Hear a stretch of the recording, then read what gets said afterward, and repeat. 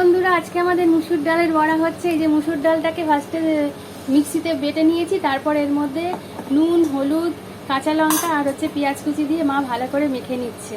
আর এখানে এই যে তেল গরম করতে দিয়ে দিয়েছি, ওখানে আবার মাছ ভাজা হবে। আমরা আজকে ডালের পাতে গরম গরম মুসুর ডালের বড়া দিয়ে ভাত খাবো।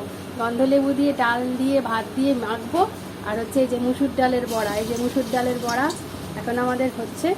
এটা খেতে আমাদের দারুণ লাগে। কালকে রাত্রিরে ভিজিয়ে রেখেছিলাম, আর আজকে এটা মা তৈরি করবে। এই যে এখন সব ছেড়ে দিয়েছে বড়াগুলো, সবগুলো ছাড়েনি, একটা একটা করে ছাড়বে। কারণ এক গাদা তেল দেয়নি, এক গাদা তেল দিলে আবার তেলটা নষ্ট হয়, সেই তেলটাকে আবার ফেলে দিতে হয়। কারণ পোড়া তেলটা আমরা রাখি না, পোড়া তেল আমরা কোনোদিনই খাই না, সেই তেলটাকে ফেলে দেয় বলে অল্প অল্প করে তেল দিয়েই মা একটা কি দুটো করে ভেজে নেবে। তোমরাও এরকম ডালের পাতে মুসুর ডালের বড়া করবে, দেখবে খেতে দারুণ লাগবে খেতে। আমরা তো প্রায় এরকম করি।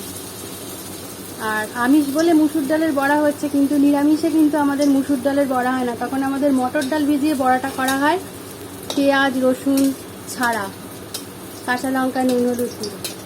তো মুসুর ডালের বড়া এই যে মা উল্টে দিল। গরম গরম ভাত দিয়ে ভাজা মুসুর ডালের বড়া আর হচ্ছে ডাল দিয়ে গন্ধলেবু দিয়ে মাখবো আর কপ কপ করে খাবো। আর এখানে হচ্ছে মাছ ভাজা করবে, ব্যাস হয়ে যাবে।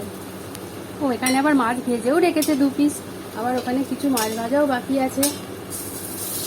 তোমরাও এরকম ট্রাই করো বন্ধুরা, তাহলে দেখবে খুব ভালো লাগবে। এখন টাটা।